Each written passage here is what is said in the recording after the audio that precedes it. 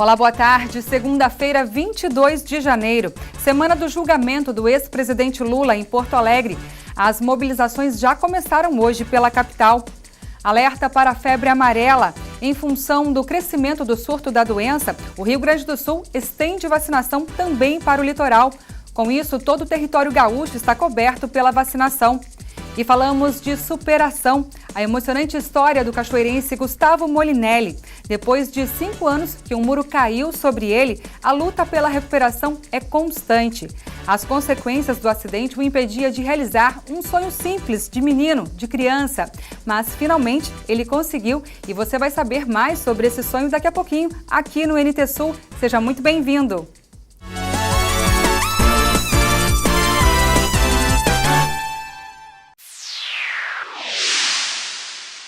O preço do botijão de gás de cozinha está 5% mais barato nas refinarias da Petrobras em todo o Brasil. A informação foi divulgada pela estatal e já vale desde a última sexta-feira. De acordo com o comunicado, os reajustes do botijão de até 13 quilos passarão a ser trimestrais e não mais mensais como estava acontecendo. O preço médio do GLP residencial sem tributos, comercializados desde o último dia 19 nas refinarias, será equivalente a R$ 23,16 por botijão de 13 quilos. No entanto, o preço final ao consumidor vai depender de repasses feitos pelos distribuidores e pelos revendedores. Segundo a Petrobras, a queda no preço é decorrência de uma revisão feita pela companhia em sua política de preços do GLP de uso residencial e que definiu novos critérios para a aplicação dos reajustes, além de uma regra de transição para 2018, que já implica na queda do botijão de 13 quilos. Levar internet e banda larga para 100% das residências gaúchas. Com essa intenção, foi apresentado na última sexta-feira pelo ministro da Ciência e Tecnologia, Gilberto Kassab, o projeto Internet para Todos. As cidades interessadas em aderir ao programa já podem se inscrever. O programa Internet para Todos foi apresentado pelo Ministério da Ciência e Tecnologia no Palácio Piratini na sexta-feira ao governador José Ivo Sartori. A proposta é democratizar o acesso à internet no Rio Grande do Sul. O serviço banda larga será repassado aos municípios por meio de antenas que serão instaladas nas localidades por empresas prestadoras do serviço. O acesso não será totalmente gratuito, mas terá preços abaixo do mercado. Todos os municípios gaúchos que tiverem interesse em aderir ao programa já podem se cadastrar. Fica encarregado o chefe da Casa Civil liderar com a equipe do governo, os secretários, para que junto procure a FAMURS imediatamente, ainda nesse começo de semana que vem, para que se trate de fazer o ajuste com todos os municípios para que isso se torne brevemente uma realidade factível com a colaboração e a participação de todos os municípios. Nós temos o vice-presidente da FAMURS já aqui hoje, já pode fazer o primeiro trabalho de conexão entre um grupo de prefeitos para que a adesão seja não apenas facilitada, mas seja objetiva, concreta e real. Sartori citou dados de entidades de pesquisa sobre economia digital, que revelam que 59% dos lares brasileiros estão conectados à internet nos centros urbanos e 26% nas áreas rurais. Dados do segundo semestre de 2017 mostram que a classe A, a proporção de domicílios com acesso à internet é de 98%, enquanto nas classes D e E é de 23%. O ministro Gilberto Kassab afirmou que a meta é fazer o serviço chegar a 100% dos lares gaúchos. Vai levar todos os equipamentos públicos de educação que não tenham internet, sejam eles municipais, estaduais ou da União, levar banda larga internet. Eu sempre digo, citando o caso da educação, que não há maior injustiça social nos dias de hoje, no mundo da internet, no mundo da internet das coisas, do que uma criança que cresce numa residência que não tem internet, que estuda na sua infância numa escola que não tem internet comparando-se com a criança que teve na sua infância internet em casa, internet na sua escola, é evidente que essa criança que não contou com a conectividade, com a internet, ela está condenada a jamais estar equiparada àquela outra criança que teve acesso à conectividade. Esse programa ele procura corrigir essa distorção de custo zero para as prefeituras, porque o governo federal, já com recursos do Tesouro, arcou com as despesas, os investimentos necessários para a implantação desse projeto, quase 3 bilhões de reais. Caberá aos municípios, através das prefeituras, selecionar essas localidades, voltando à sua pergunta, que não tenham conectividade, para que rapidamente as empresas contratadas e credenciadas possam fazer essa instalação. Os municípios interessados em aderir ao programa devem fazer suas inscrições previamente junto ao Ministério da Ciência e Tecnologia, assim como as empresas prestadoras de internet e banda larga devem se credenciar para levar o serviço até as localidades.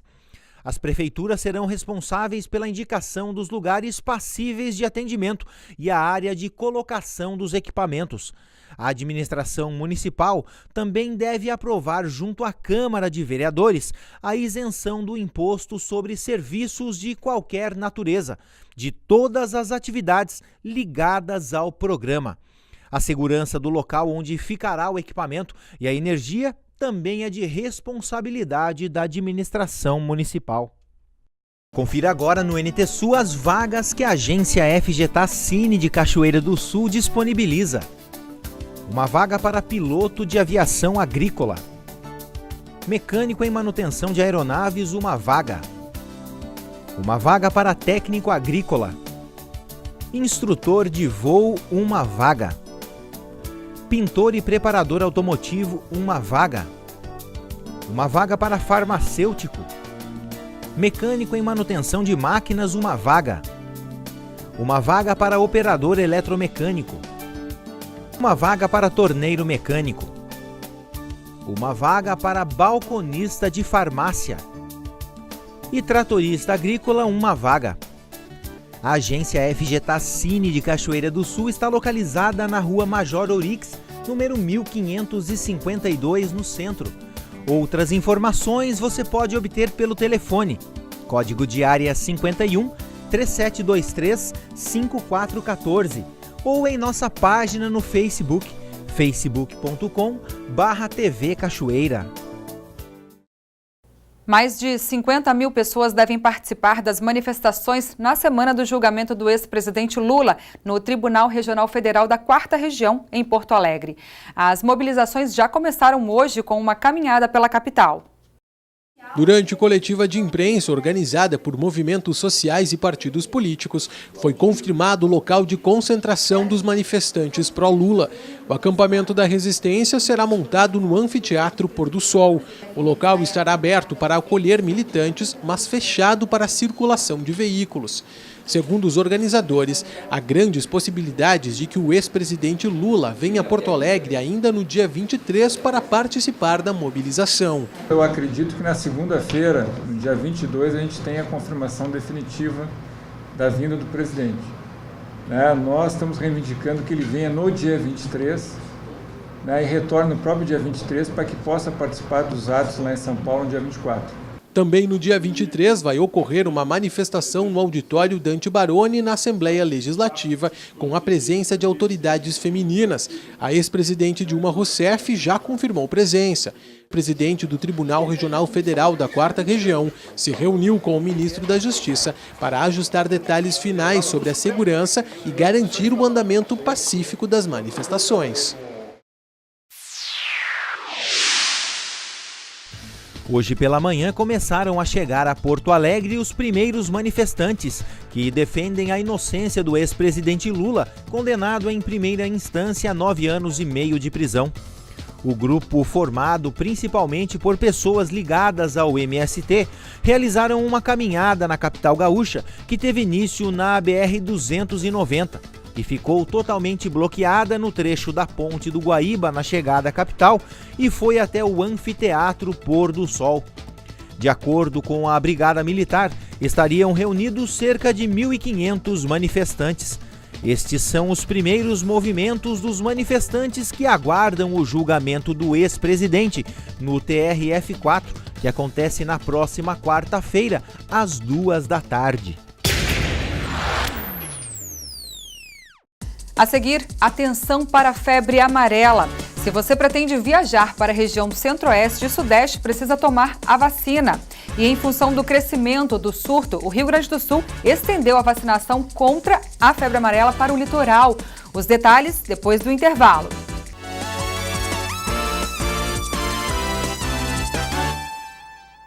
Se você pretende viajar para alguns estados brasileiros na região centro-oeste e sudeste, onde há risco de contrair a febre amarela, precisa tomar a vacina contra a doença.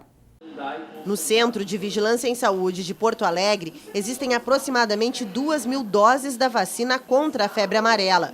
Todos os postos da capital estão fazendo a imunização. Que com uma ampola dá 10 doses, para otimizar o uso dessas vacinas, em alguns postos menores se procura agendar para se concentrar as pessoas e utilizar melhor aquela ampola. Para não abrir uma ampola, usar uma dose e vou botar fora o resto, para poder aproveitar melhor cada dose. Segundo a Secretaria Municipal de Saúde de Porto Alegre, não há circulação do vírus da febre amarela no Rio Grande do Sul. Por isso, apenas quem vai viajar para as áreas onde há casos confirmados deve fazer a vacinação. Rio de Janeiro, Goiás e Mato Grosso já registraram casos da doença, mas a maioria foi em São Paulo, onde já aconteceram 21 mortes. Camila está voltando para a capital paulista e, quando chegar, pretende tomar a vacina. Estou meio neurótica com essas coisas. Com zika, febre amarela, tudo assim que passa, eu já fico meio preocupada tentando ver as melhores maneiras de prevenção. Quem vai viajar para países onde é exigido o certificado de febre amarela, como Colômbia, Costa Rica e África do Sul, tem que tomar a vacina pelo menos 10 dias antes do embarque. É o caso deste casal que vai para a Tailândia. Tem alguns países que, inclusive, nem deixam as pessoas entrar se não tem o certificado da vacina, né? Então, se tiver que passar por São Paulo, para o senhor está tranquilo? Eu acho que sim. A doença provoca dores no corpo, febre e icterícia, o popular amarelão. A vacina já está incluída no calendário oficial de vacinação para os bebês a partir de 9 meses de idade e dura por toda a vida. E em função do crescimento da doença no sudeste do país, a Secretaria da Saúde do Rio Grande do Sul estendeu a vacinação contra a febre amarela também para o litoral. Com isso, a cobertura atinge todo o território gaúcho. A busca pela vacina da febre amarela tem formado fila nos postos de Porto Alegre. No Centro de Saúde Modelo, cerca de 250 pessoas foram imunizadas por dia desde o início da semana. A vacina sempre é importante, todas as vacinas a gente está vindo no posto para ficar prevenido. A procura pelas doses se intensificou depois de um surto na região sudeste do país. Desde a quarta-feira, o estado orienta moradores do interior a procurarem os postos de saúde de sua cidade. A recomendação é a mesma para pessoas que residam no litoral gaúcho. Essa vacina ela pode ser feita com toda tranquilidade. Não precisa fazer amanhã, nem essa semana, pode fazer na próxima semana, pode fazer quando estiver no litoral. Não há nenhuma urgência nesta vacinação. O que nós pretendemos e o que seria melhor é que a população do litoral, residente no litoral, faça a vacina nos postos do litoral. Quem reside em Porto Alegre ou reside na região metropolitana, que faça a vacina nas unidades mais próximas da sua residência. Apesar da orientação, o secretário da Saúde lembra que o estado não tem um único caso de febre amarela há 10 anos. A vacina, que é aplicada em dose única, demora 10 dias para fazer efeito. Depois desse período, a pessoa está protegida para o resto da vida. Sim, é preocupante, sim, estar imunizado com relação à febre amarela. Ouvi comentários aqui em relação a Rio de Janeiro, São Paulo estarem bem, um surto da doença, né? A única contraindicação são para as gestantes. Quem quiser fazer a vacina deve apresentar um documento com foto, a carteira do SUS e a da vacinação. Além da aplicação, o uso de repelentes e a limpeza de recipientes com água, onde as larvas do mosquito podem se proliferar, são outras duas formas eficazes de se combater a doença. A região sudeste apresenta um quadro crítico da doença. O governo de Minas Gerais, por exemplo, declarou neste fim de semana estado de emergência por 180 dias por causa do surto de febre amarela em 94 dos 853 municípios mineiros, nas regiões de Belo Horizonte, Itabira e Ponte Nova. Desde julho do ano passado já foram registrados 23 casos e 16 mortes por causa da doença, e outros 46 estão sendo investigados. Todas as ocorrências confirmadas são de pessoas não vacinadas, por isso a importância da vacinação. Uma outra coisa que é sempre bom lembrar é que os macacos não transmitem a doença e sofrem tanto quanto os seres humanos com o vírus. O médico veterinário Edson Salomão explica.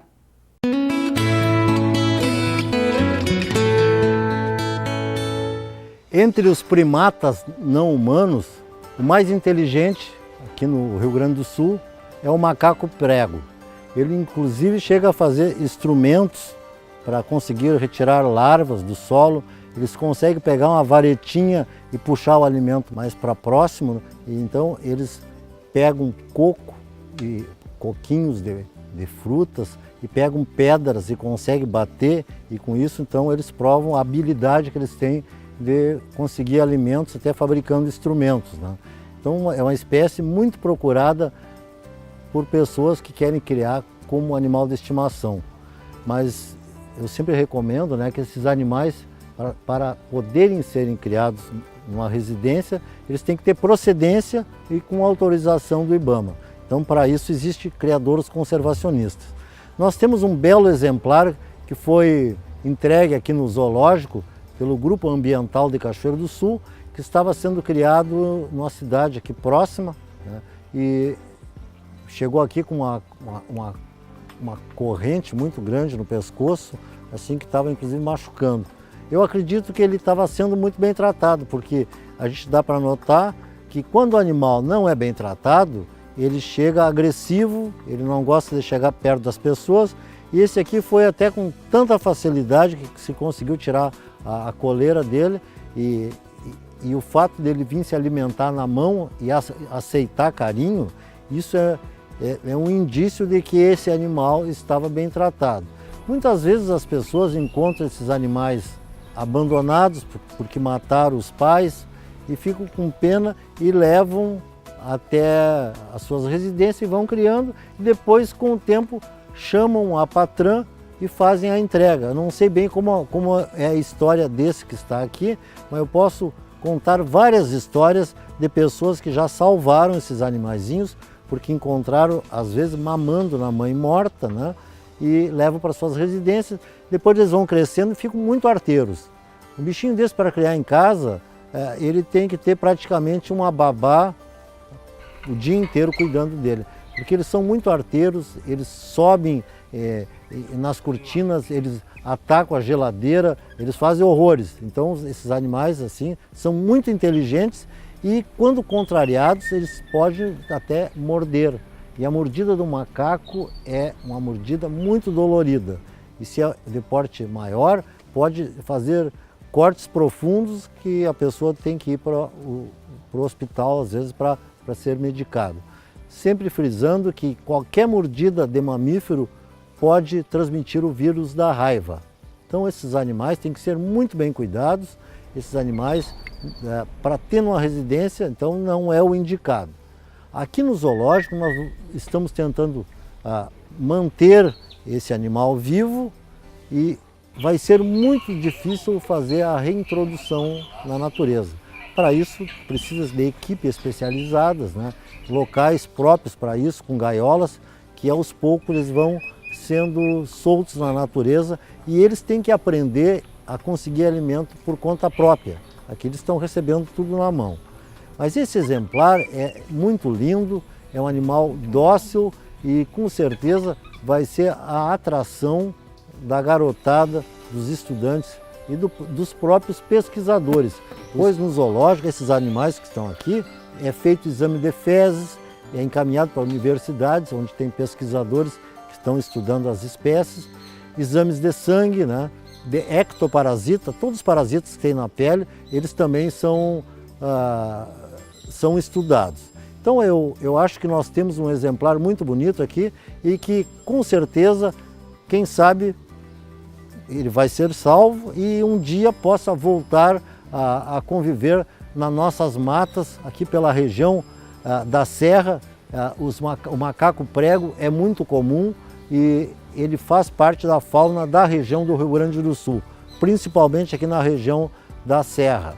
Aqui perto de Cachoeira do Sul não tem, mas subindo a serra, quem vai para Sobradinho, para Agudo, aquela região de morro, tem bandos enormes de macacos que, como os bugios, eles também são sentinelas para a febre amarela. Se aparecer macaco morto, qualquer tipo de macaco, de primata não humano, que morre, deve ser comunicado às autoridades para que se faça exames e, constatando ser o vírus da febre amarela, as autoridades sanitárias vão até o local fazer a vacinação e com isso nós vamos conseguir salvar vidas. Não são eles que transmitem a doença, a febre amarela. Quem transmite é o mosquito. Então eu deixo bem claro porque muitas pessoas estão matando os bugios e os macacos pregos pensando que são eles os que estão causando o problema, que na verdade eles são vítimas como o homem. Uma boa tarde e venham visitar o zoológico que está ficando cada dia mais bonito.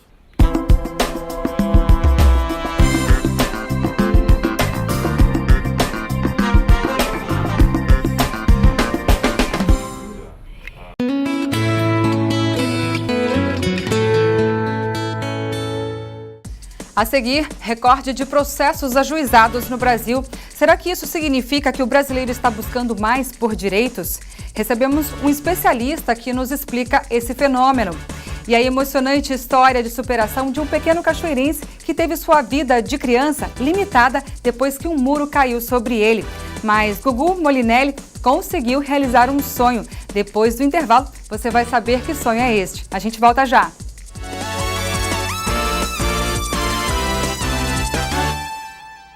Já estamos de volta e contamos agora a emocionante história de superação do pequeno cachoeirense Gustavo Molinelli. Depois de 5 anos de um acidente, um muro caiu sobre ele, a luta pela recuperação é diária. No acidente, o Gugu teve fraturas e esmagamento, tanto da bexiga quanto da uretra. Teve de usar bolsa escrotal pendurada ao corpo por vários anos. E isso o impedia de realizar um sonho simples de guri. Mas, finalmente, ele conseguiu. A reportagem é de Lena Caetano.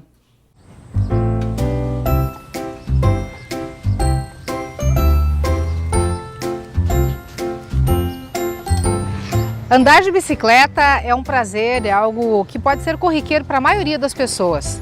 E para as crianças, com certeza andar de bicicleta tem um significado todo especial. Quando eu conheci o Gugu Molinelli há cerca de 4 anos, quando ele estava em cima de uma cama, com 2 bolsas escrotal pendurada no corpo, eu lembro que quando eu perguntei qual o maior desejo da vida dele, ele me respondeu que era poder andar de bicicleta.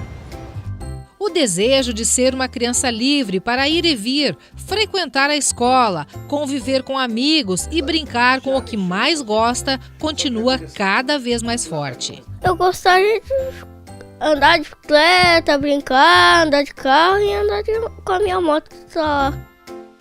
Desde então a gente tem acompanhado o Gugu. Ele felizmente já se livrou da bolsa escrotal e eu soube agora há poucos dias que o Gugu já está a 1000 andando de bicicleta. E na última vez que a gente se viu, a gente fez um trato de que quando ele pudesse andar de bicicleta a gente ia se encontrar para comer uma pipoca. Depois que tu fizer a tua cirurgia, sem essa sonda e sem essa bolsa, ir contigo num parquinho, numa pracinha, te acompanhando andando de bicicleta, o que tu acha? A gente pode combinar esse passeio? Onde é que nós vamos, Gugu, para tu andar de bicicleta? Uma pracinha. Uma pracinha? Depois a gente come uma pipoca. Ó, tô gostando desse passeio. Aí, garoto! Beleza? Tudo bem, Gugu? Tudo. Como é que tu tá te sentindo agora, cara? Finalmente andando de bicicleta, realizando o teu sonho. Bem melhor que antes. É? Qual foi a tua sensação a primeira vez que tu subiu na bicicleta? Como é que tu te sentiu? Bom, querer correr, andar, pular, fazer tudo com a bike. Descontar os atrasados pelo tempo que tu não conseguiu andar. É? Anda um pouquinho pra gente ver aí.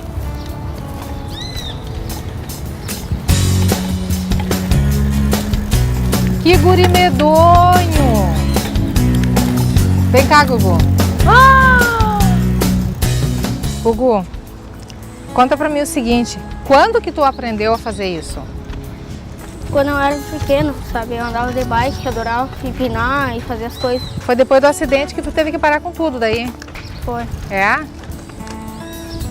E aí não foi difícil retomar, Gugu? Não. Já saiu andando, pedalando, fazendo essas piruetas todas? Até que não foi tão difícil. É? Me conta, Gugu, como é que tá a tua vida? Depois que tu tirou aquela sonda, né, que tu ficou livre daquelas duas bolsas que tu carregava junto ao teu corpo, como é que ficou a tua vida? Ficou tudo mais fácil. É? Conta um pouquinho pra mim, o que, por exemplo, que tu não conseguia fazer antes e que tu pode fazer depois disso? Correr, pular, brincar de pega-pega, esconde-esconde. Que esconde-esconde não podia, né? Por causa que prendia nas coisas, nos móveis. É? Um montão de vezes já puxou aqui assim. Ai, e doía? Aí eu tinha que ir pro hospital arrancar. Ai. Perdeu as contas de quantas vezes foi pro hospital, Gugu? Inclusive, nem parque de diversões tu poderia ir, né? Tu podia ir, né? A gente foi, inclusive, lá no shopping uma vez, né? Para andar no brinquedo virtual, na montanha-russa virtual contigo, né? Tu lembra disso? É. Gostou daquela experiência? Até eu fiz essa experiência com o pai de volta. É? Fez de novo depois? Isso.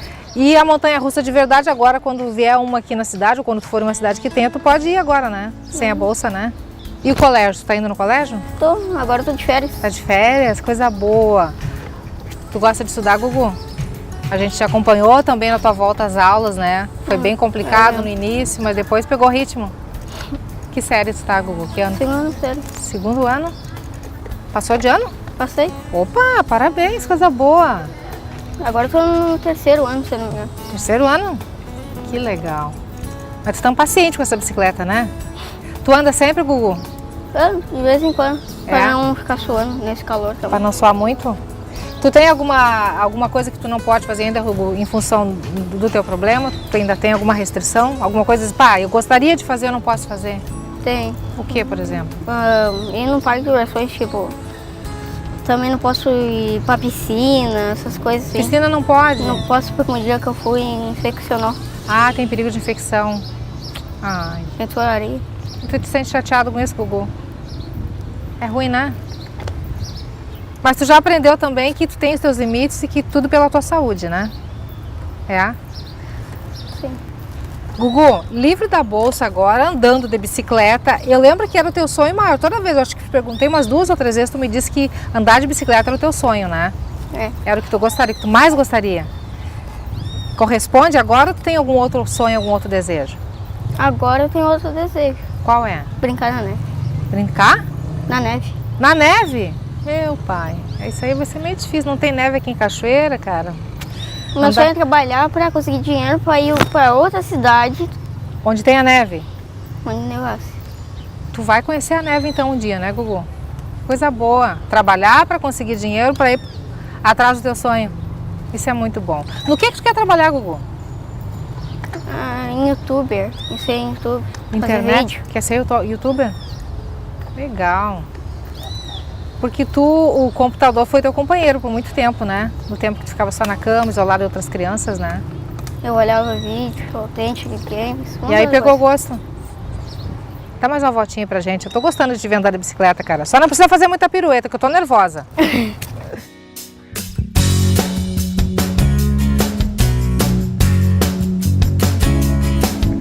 é que te deu a bicicleta, Gugu? O meu pai.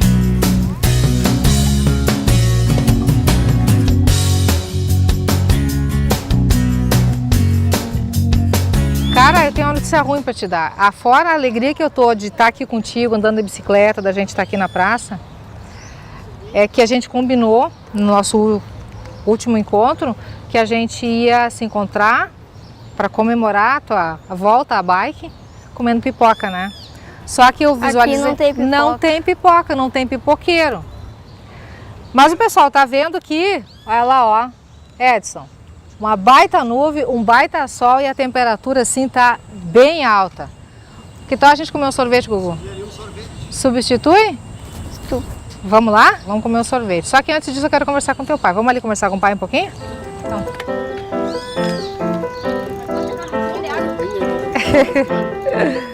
Bom, enquanto o Gugu anda mais um pouquinho de bicicleta, eu vou falar um pouquinho com o Roberto. Roberto, como é que é pra ti, depois de tanta luta, de tanta batalha, conseguir ver o Gugu assim andando de bicicleta, realizando o maior sonho dos últimos anos da vida dele, né? Eu adoro essa bicicleta. Para mim é uma felicidade, eu tinha prometido uma bicicleta para ele. Tentei uma, não deu, ele ganhou um quadriciclo, nem o quadriciclo não agradou ele. Era a bicicleta? É a bicicleta, ele ama essa bicicleta de paixão. Ele realiza quase um sonho dele de infância que ele não teve andando. Ele andava muito de bicicleta antes. Então ele ama isso aí de paixão. Teve muitas vitórias, né, o Roberto, nesses últimos anos. Felizmente o Gugu conseguiu se livrar da sonda, mas restou de tudo isso, desse acidente, dessa fatalidade na vida de vocês, né, restou a incontinência urinária, né, que pelo que tu me disseste é permanente, no caso do Gugu, é uma sequela permanente, mas que futuramente existe a possibilidade de um esfíncter artificial, né? Existe. Então, quer dizer, é uma batalha futura. É isso, né? 16 para frente, a partir dos 16 anos, 16, até lá, quando ele já tiver mais crescido. Através dos remédios, tem que ir esperando até lá. Tá. A pergunta que eu te faço agora é, o Gugu hoje, como é que o Gugu está? Hoje ele está uma incógnita. Hoje ele está assim, ó, feliz porque ele queria esse encontro contigo, ele queria mostrar que ele andava de bicicleta. Daqui a um pouco ele cai em depressão, ele fica triste, porque ele fica preso, porque ele não pode ir para a piscina com os amigos às vezes. Tem que ir a piscina ainda é uma restrição, eventualmente. É uma restrição por causa da fralda, né? Como ele não segura, é contínuo, então ele tem que ir com aquelas fraldinhas e não é todos os amiguinhos que entendem, não é todo lugar que ele pode ir. É por causa das infecções também que ele pega. A piscina tem muito cloro, algumas tem soda. No rio, às vezes, dependendo, tem muita bactéria. Então é complicado, aí ele entra em depressão e coisa e tal. E hoje em dia eu estou batalhando para conseguir um psicólogo que atenda ele, porque ele estava por conta do CAPS ali, mas ele não tem um atendimento especializado específico para ele, por causa dele. Não tem nada neuro, ele está muito bem, obrigado. Na neurologia, a parte que foi reconstituída está muito bem, entendeu? Mas psicologicamente ele está começando a sentir no colégio, com os amigos, ele vai no cinema com o colégio, ela começa a fazer volume, ele se arruma de uma maneira, não é qualquer roupa que dá, faz volume, tem que trocar, entendeu? Aí ele tem que levar uma sacolinha, ele usa lencinho porque as estenoses de cicatrizes dele ficaram muito sensíveis. Então o papel higiênico queima, ele usa lencinho, então ele tem que sair sempre com a mochilinha. E isso vai causando um trauma, ele é todo vaidoso. O Gugu está com 8 anos, já está na pré-adolescência, pode dizer assim, né? Mas tem amiguinhas, ele está vendo os irmãos sair, e aí ele começa, e eu não tenho uma preparação para cuidar da cabecinha dele. Para cuidar da cabecinha. Então você que nos assiste aí, você que é profissional da área, que de repente quer fazer um trabalho voluntário, quer encampar essa boa ação de cuidar do Gugu. Vem cá, Gugu, chega mais, Gugu. Gugu, tu sabe o que faz um psicólogo? Não. Não? Que é um médico, uma pessoa especializada para conversar com a gente, para ver como é que está a cabeça da gente, para fazer a gente se sentir bem, na verdade. A gente se conhecer, a gente conhecer como é que está a cabeça da gente, os sentimentos, os pensamentos da gente. Tu gostaria de uma pessoa assim para conversar contigo? Gostaria. Seria legal? Porque a gente quer ver tu bem fisicamente, mas também com essa tua cabecinha super inteligente aí e bem intencionada, de bem com a vida também. A gente quer te ver sempre feliz. Esse negócio de vez em quando ficar triste, pensar besteira, não rola não. A gente não quer isso pra ti. Eu acho que nem tu quer também, né? Não, né? Vamos encerrar nosso papo, Gugu? Tá na hora do sorvete, eu acho, né? Vamos lá? Acho que a gente vai sair daqui da praça e pegar um sorvetinho, então, para fechar esse nosso feliz encontro com o Gugu. Coisa boa, Gugu. Tô feliz, viu, cara? Tô muito feliz de te ver nessa bike aqui, cara, de poder andar contigo. Obrigada por me proporcionar isso, porque tudo isso é capaz, é possível, pela tua força também, pela tua perseverança e pela tua garra aí, porque tu é um garoto muito forte. Teu pai me conta as suas histórias aí, eu sei que tu é um garoto muito forte, tá? Tem um grande futuro pela frente ainda, tá bom? Vamos comer sorvete? Vamos. Então vamos lá. Eu peço picolé com leite condensado, se não tiver eu peço de morango.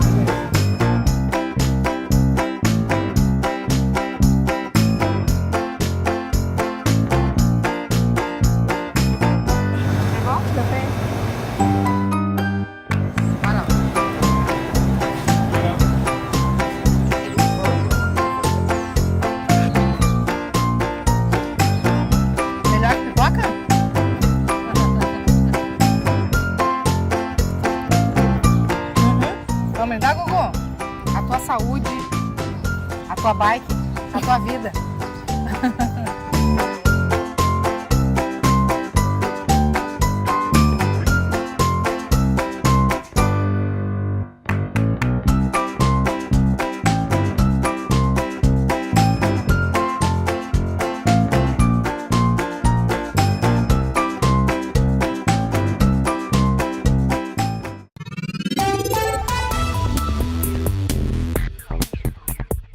A segunda-feira começou com chuva e céu nublado em Cachoeira do Sul. O dia terá muitas nuvens e pode chover durante toda a tarde. Mínima de 23, máxima de 29 graus. Na terça-feira o dia será de sol com muitas nuvens, períodos de nublado com chuva a qualquer hora. As temperaturas ficam entre 23 e 27 graus. Na quarta-feira a chuva continua em Cachoeira do Sul. O dia poderá ter sol entre nuvens, com pancadas de chuva a qualquer hora. Mínima de 23, máxima de 26 graus. Confira no mapa como fica o tempo hoje. A cobertura de nebulosidade diminui em relação ao final de semana e o sol pode aparecer entre nuvens hoje em parte do estado. Deve chover no decorrer desta segunda-feira em diversas regiões, especialmente na metade norte. Durante a tarde, será o período de maior instabilidade, onde pontos isolados do Rio Grande do Sul pode ter chuva forte com riscos de temporais. Na capital Porto Alegre, a máxima prevista é de 27 graus. Em Uruguaiana, na fronteira oeste, 32. Em Passo Fundo, no norte do estado, 26 graus. E em Santa Maria, na região central, 27. Para o litoral norte, Tramandaí, Torres, 26 graus. E em Pelotas e Rio Grande, no sul do estado, 30.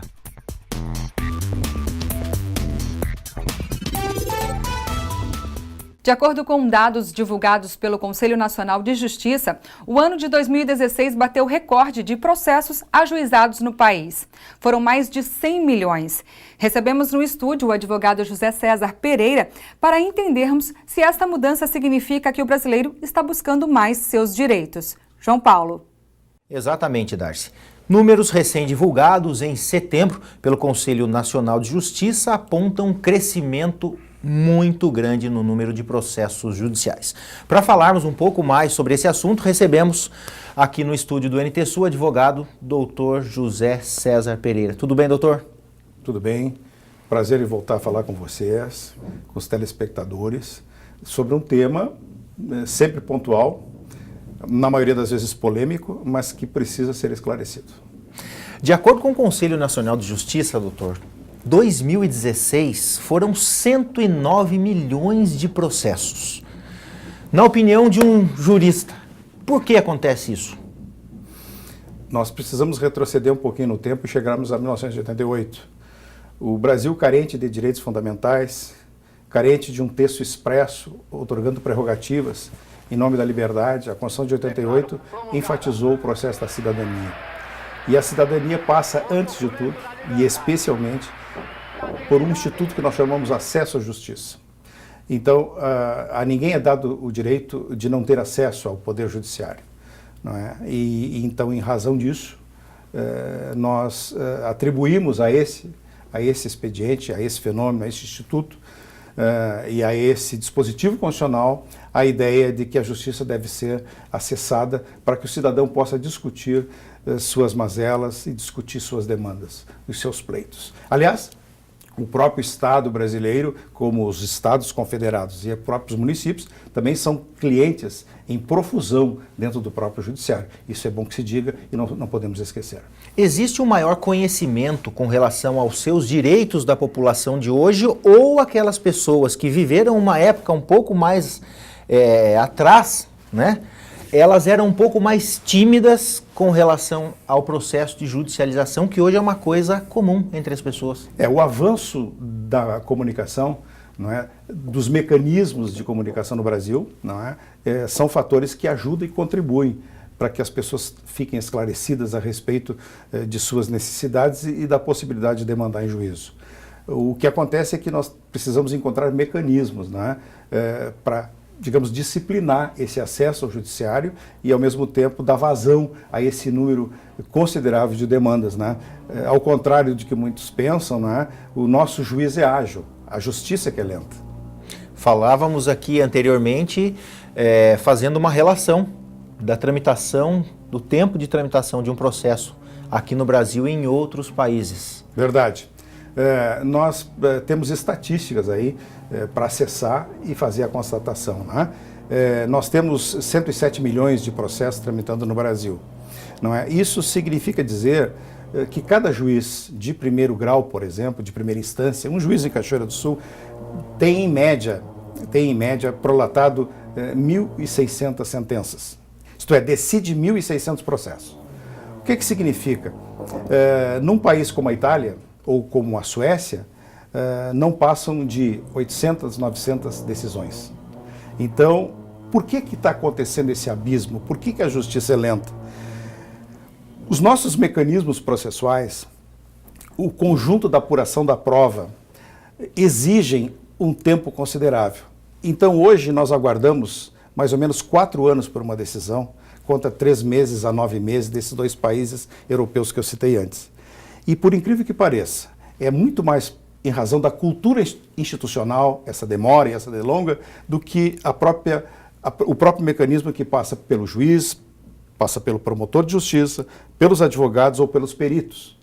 O que acontece? No tráfico interno, pela burocracia, para que as pessoas possam entender muito bem, o maior tempo é o da gaveta, da prateleira. É um tempo muito maior que um processo, digamos, fica aguardando do que uma própria decisão ou uma caneta de algum desses atores dentro do processo judicial.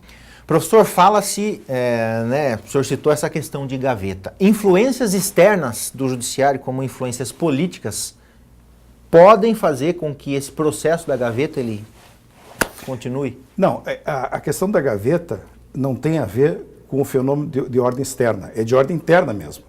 É de mecanismo, é de tramitação, é de tráfego. Do próprio judiciário? Do próprio judiciário. Os prazos processuais submetem, por exemplo, a essa questão que eu me referi.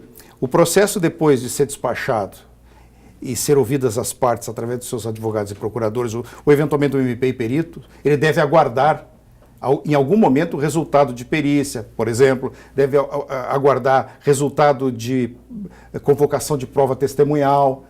Seja por qualquer razão, esse processo vai parar onde? Numa prateleira. Ele está aguardando uma decisão para depois retornar para o gabinete do juiz.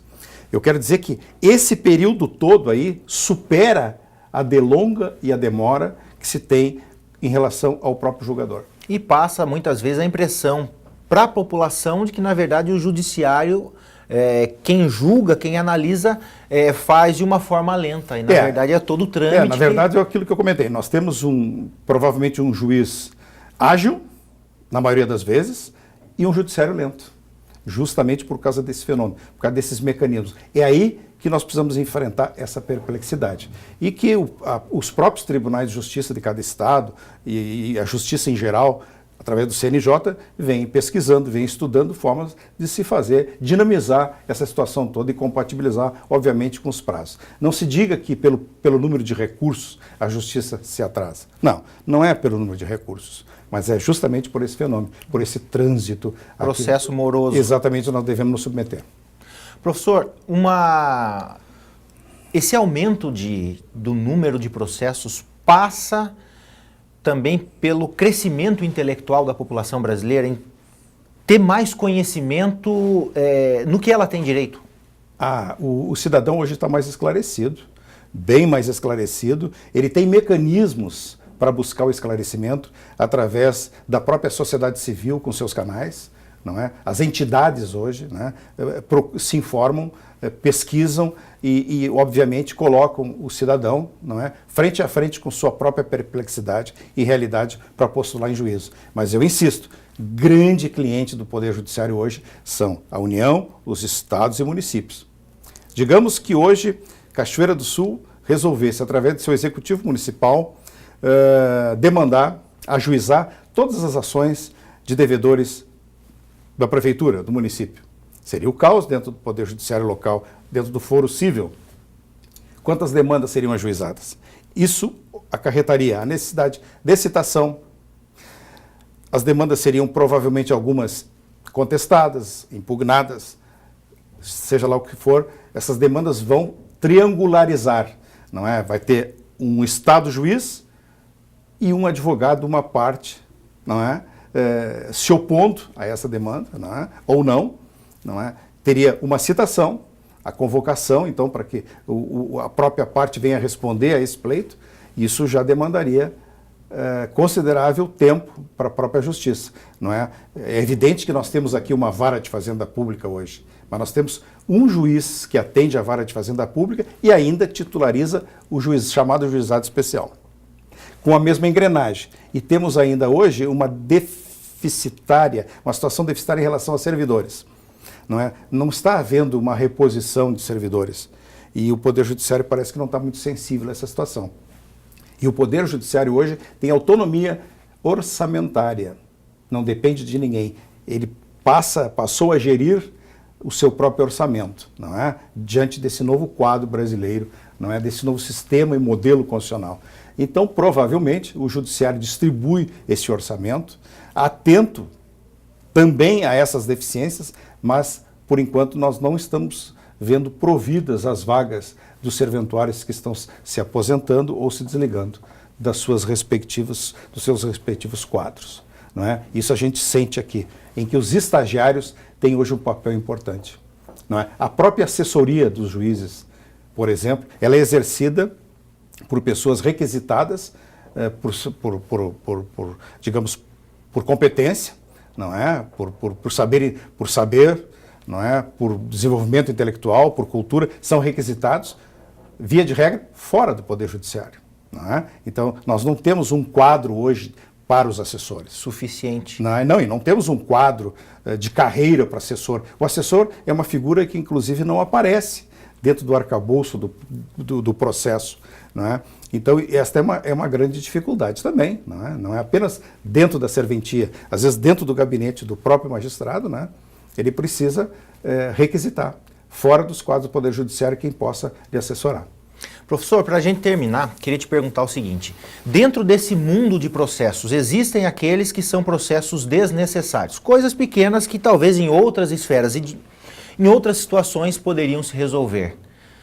Isso também contribui para o atraso de coisas mais importantes que acabam sendo levadas diante do volume de... Às vezes, processo pertine a uma questão que eu denomino temperamento, não é? O espírito demandista, não é? Do próprio cidadão, por vezes ele judicializa aquilo que poderia ser resolvido. Então, o que nós precisamos contar com o que aí? Com a sensibilidade do Poder Judiciário em promover, não é? Sobretudo a conciliação. Dependendo da natureza da demanda, então é preciso que o Judiciário, que o juiz, o Estado juiz fique atento, não é? E estimule a conciliação. Porque, por vezes, a pugna ela é efetiva e forte até chegar a uma sala de audiências. Ali, naturalmente, pelo ambiente solene, não é? E pela cultura do magistrado, pela cultura dos advogados, pelo desenvolvimento intelectual que cada um deve ter, não é? Eles têm que ter mecanismos para fazer entender o cidadão de como se dar solução a essas aspirações. Professor, queria te agradecer, deixar sempre as portas abertas aqui e já convidá-lo outras vezes para a gente discutir assuntos que, na verdade, fazem parte do nosso dia a dia e que a população precisa ter esse conhecimento também para que ela possa se municiar e também ter um aumento do conhecimento do que ela tem direito e também do seu intelecto. Muito obrigado. Eu agradeço também a oportunidade de ser útil, né? de tentar explicar esse fenômeno hoje, muito discutido e pouco explicado. Tá certo. Darcy, eu volto com você no estúdio. Obrigada, João Paulo, José César. O NT Sul desta segunda termina agora. Uma ótima tarde para você. Amanhã, ao meio-dia, a gente se vê novamente. Até lá!